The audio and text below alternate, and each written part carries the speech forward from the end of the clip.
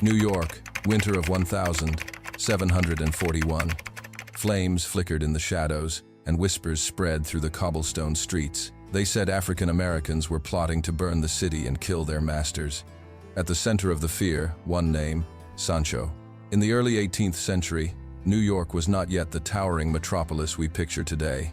It was a port town, buzzing with merchants, sailors, and traders.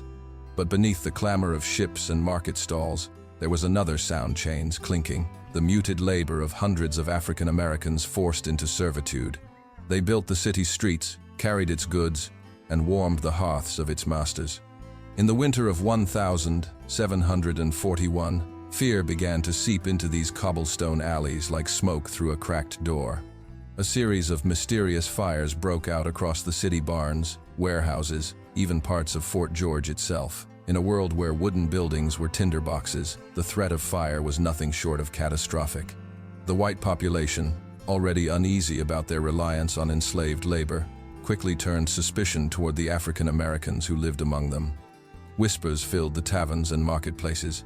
They planned to burn the city. They planned to rise against us. Soon, those whispers hardened into accusations. Judges, merchants, and city officials declared that there must be a conspiracy, an elaborate plot of fire and blood designed to wipe New York clean of its masters. Fear transformed neighbors into informants. Minor quarrels became evidence.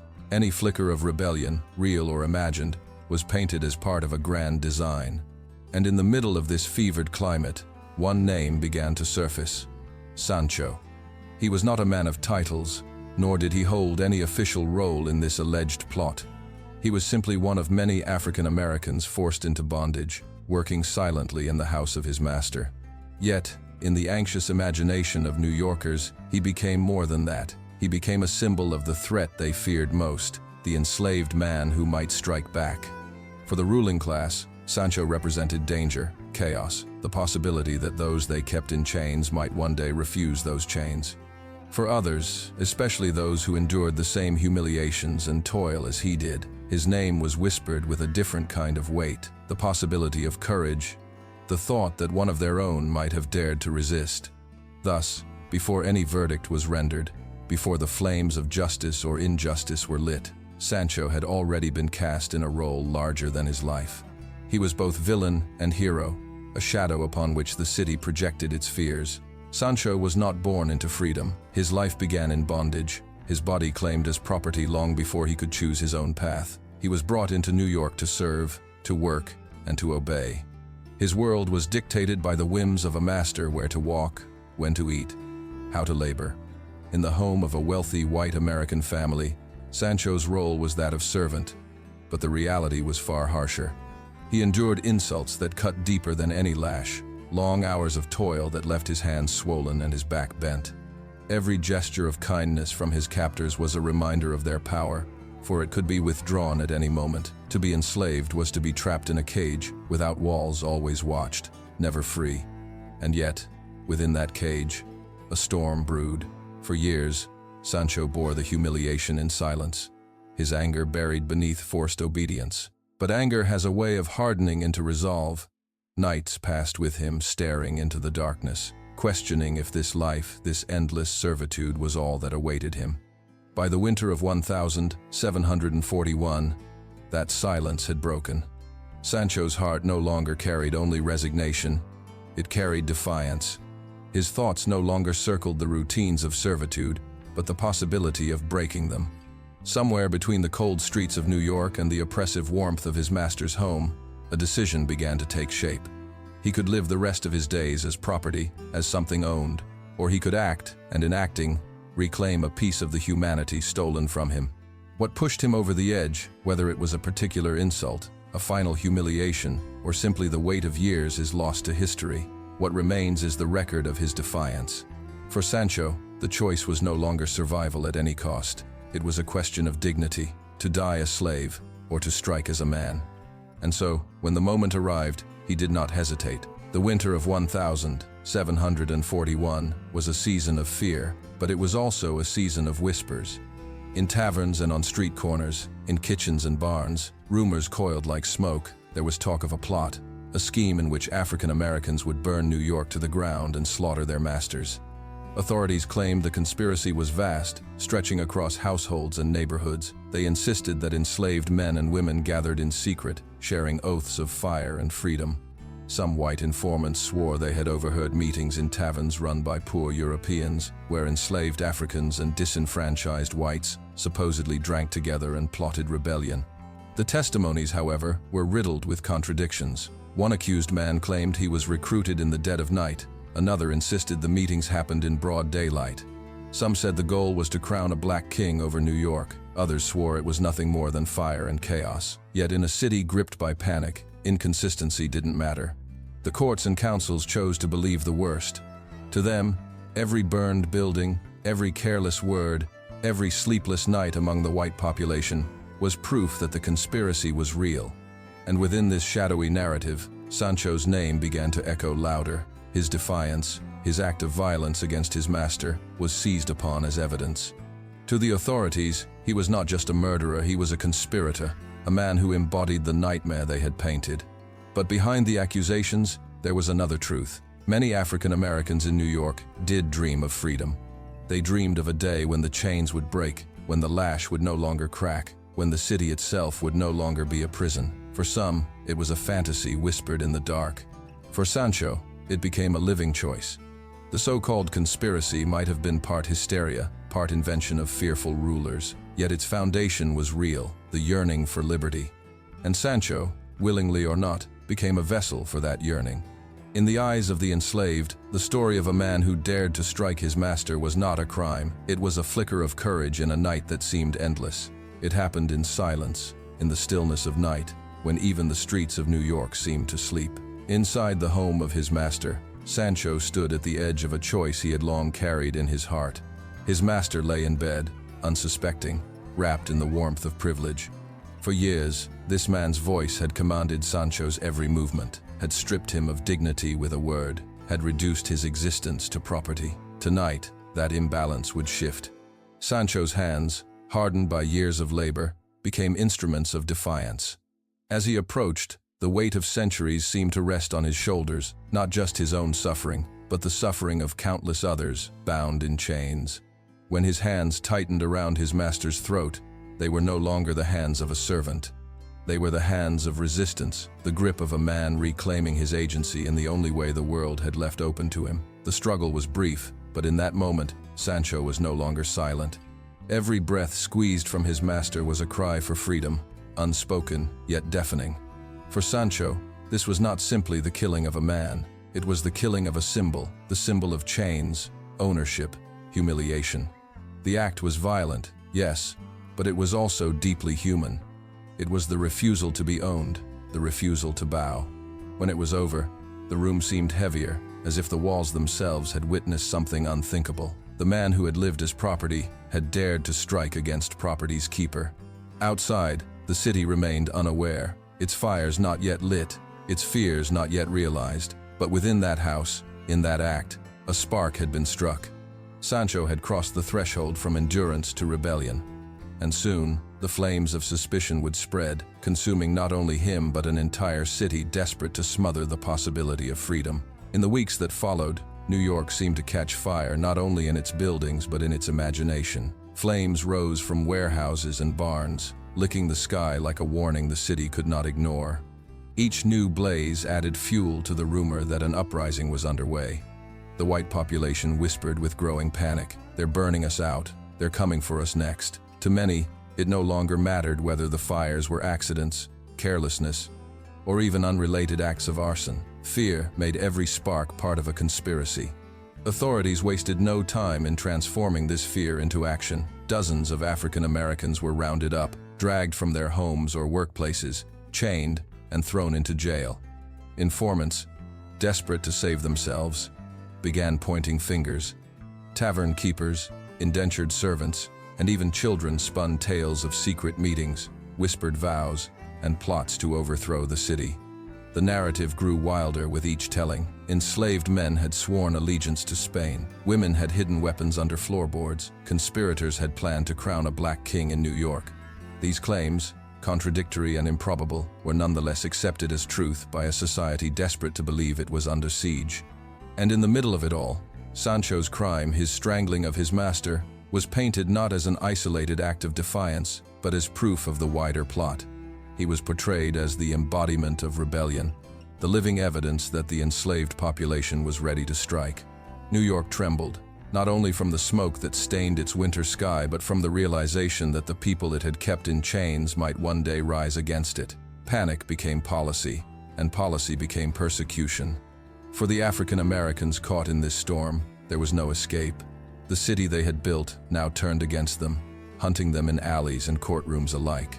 Each new arrest brought fresh confessions that were often coerced, extracted with promises or threats. The fires had spread beyond wood and brick. They now burned in the collective fear of a city unwilling to confront its own injustice, a city that preferred to imagine itself besieged rather than face the truth. That the enslaved had every reason to rebel. The courtroom was not a place of justice, it was a theater of fear, packed with citizens hungry for reassurance. The trials of 1,741 became spectacles where guilt was assumed and innocence had no voice. Sancho was among those brought forward, his body bound, his fate already written in the eyes of the judges. He stood not as an individual but as a symbol, the embodiment of every nightmare the ruling class had conjured. The evidence against him was thin, little more than rumor stitched together with desperation. Witnesses contradicted one another, their stories bending under the weight of fear and survival. Yet in the fevered climate of the city, such cracks didn't matter. A frightened populace wanted answers, and the courts were determined to provide them, even if it meant sacrificing truth. The prosecutors painted Sancho not simply as a murderer, but as a conspirator in the grand design to burn New York. They claimed his hands were not just soaked in the guilt of one man's death, but in the imagined blood of the city itself. He had no real defense. What words could counter centuries of prejudice? What arguments could pierce through the fear that had turned the city into a mob with gavels? And yet, for those who shared his chains, his presence in the dock was something else entirely. In Sancho, they saw not the caricature of villainy but the shadow of courage. He had done what many dreamed but few dared. His act, twisted by the courts into evidence of a conspiracy, was in truth the scream of defiance that could not be silenced. The trial dragged on, but its conclusion was never in doubt. Every question posed, every answer given, was a step toward a verdict already decided. For the authorities, the trials were not about uncovering truth but about restoring control. By condemning Sancho and others, they could remind the enslaved of their place, reassert the hierarchy shaken by fear.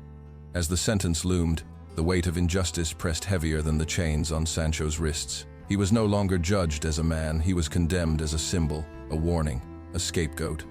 The gavel would fall, but it would not silence the echoes of his choice. The verdict was inevitable, though the court dressed it in the solemnity of justice. When the gavel struck, it echoed like a death knell across the wooden chamber. Sancho was condemned to die. He was not alone. Dozens of African Americans were sentenced alongside him, men and women, accused of being part of the so-called conspiracy. Some were to be hanged, their bodies swinging as public warnings. Others faced an even more terrible fate, execution by fire, their deaths staged as a spectacle meant to burn fear into the hearts of the enslaved. For the white population, these punishments were reassurance. They convinced themselves that order had been restored, that the threat of rebellion had been extinguished. But beneath this illusion lay a deeper truth. Their fear had driven them to brutality, as vicious as any they imagined in their enemies. Sancho stood before the court not as the man he was, but as the symbol they needed him to be. To them, he was not simply a servant who had struck his master in desperation. He was the embodiment of an entire city's nightmares. By condemning him, they believed they could condemn rebellion itself. For his peers, the story was different. Those who lived under the same chains recognized what his act meant. He had refused submission, even if it cost him everything. The sentence turned him into an example, but not the one the authorities intended. Instead of proving the futility of resistance, it revealed the lengths to which power would go to suppress it. As word of the sentences spread, New York trembled, not with relief, but with unease. The city had unleashed its wrath, but the questions lingered. Was there truly a conspiracy? Or had fear created one from smoke and rumor? For Sancho, there was no escape from what awaited him. But in the silence before the gallows, He carried something the court could not strip away: the knowledge that for one night, in one decisive act, he had refused to live as property. When the executions were carried out, they were staged with deliberate cruelty. The authorities wanted the city to watch, to learn, to tremble. Crowds gathered as gallows were raised and pyres were built. Sancho and others were paraded forward, their bodies bound, their fates sealed. To the judges and officials, these deaths were performances. They believed the sight of burning bodies, the swing of nooses, would etch obedience into the minds of every enslaved person in New York. Fear was their instrument, and the spectacle was its music. But history is not written solely by the victors of a trial. As the flames rose and the ropes tightened, something else stirred. For the enslaved who witnessed it, or who heard whispers of it in kitchens and fields, these deaths were not merely punishments, they were signals. Proof that even in chains, some had dared to act. Sancho's defiance lingered in the air, even as his body was erased. To the white population, his name was cursed, spoken with dread as the mark of a traitor. But among his peers, it carried another meaning, a whisper of courage, a reminder that rebellion was not unthinkable. In the months that followed, the city tried to move on. Officials declared victory over the supposed conspiracy. The fires dwindled, the trials ended, and New York returned to its routines. Yet beneath the surface, nothing was truly settled. Fear still haunted the streets, and silence pressed heavier on those forced back into obedience. For historians today, the truth remains murky. Was there ever a genuine, organized plot, or was it all a fever dream born of paranoia and prejudice? The records are contradictory, the testimonies unreliable. What is clear, however, is that Sancho's act, whatever its context, shook the city to its core. And though the authorities sought to erase him with rope and fire, they could not erase the fact that, for one brief moment, the walls of submission had cracked. Sancho left no monument behind. There is no grave marked with his name, no statue in a square, no plaque on the walls of New York. His existence, as far as the city's records were concerned, was reduced to ink on trial transcripts and the fearful sermons of 1741. And yet, his story refused to vanish. It clung to the year itself, 1741, the year of fires, gallows, and hysteria. To the white citizens of New York, it became a cautionary tale about what happened when African Americans dared to dream of freedom. To those who bore the weight of chains, it became something else entirely, a memory of resistance. The sheer brutality of the response, the hangings, the burnings, the trials built on smoke, revealed the fragility of the system itself. If it took such terror to preserve slavery, then slavery was already cracking at its foundations. Sancho's act of strangling his master was not the spark that ended slavery in New York. That battle would drag on for decades, through the slow grind of law and the louder cries of abolitionists. But his defiance, and the panic it unleashed, etched itself into the city's hidden memory. Generations later, historians would argue whether the conspiracy was real or imagined. Some dismissed it as hysteria, a witch trial transposed onto African American bodies. Others suggested that, whether or not a plot existed, the yearning for freedom was undeniable, and in that yearning, Sancho's name could not be erased. For every ruling class that tried to bury him, whispers revived him. For every judge who condemned him, storytellers remembered him. He became less a man than a question. What does it mean to resist when resistance means death? The legacy of 1741 was not merely the flames that devoured New York's buildings, but the fire that still burns in its history books, the reminder that oppression breeds defiance, and that fear is often a confession of guilt. The truth of the New York conspiracy may never be fully known. Was it an organized uprising, or the fevered invention of a fearful city?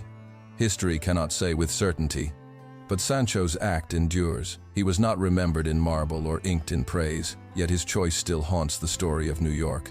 In that moment, with his hands around his master's throat, he asked a question that echoes across centuries. Who truly burned the city, the chained who longed for freedom, or the masters who built their world on firewood and fear?